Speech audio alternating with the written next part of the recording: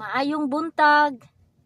Advice ko lang sa mga baguhan dyan na wala pang kaalam-alam. Tips ko lang ito sa inyo. Sa mga baguhan dyan na gustong gumawa ng mga content, wag kayong gumamit muna ng mga sounds para hindi kayo makapiright.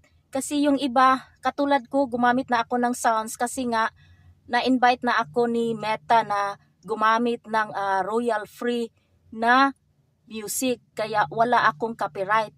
Kaya kung kayo ay gustong ma-monetize, wag muna kayong gagamit ng mga music na yan para madali kayong ma-monetize, mapansin ni Meta.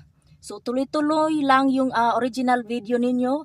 So kahit anong video ang gagawin ninyo or sa kung nandyan kayo sa bahay, so anong ginagawa ninyo, so i-video nyo na lang at yung quality din. So good luck sa lahat!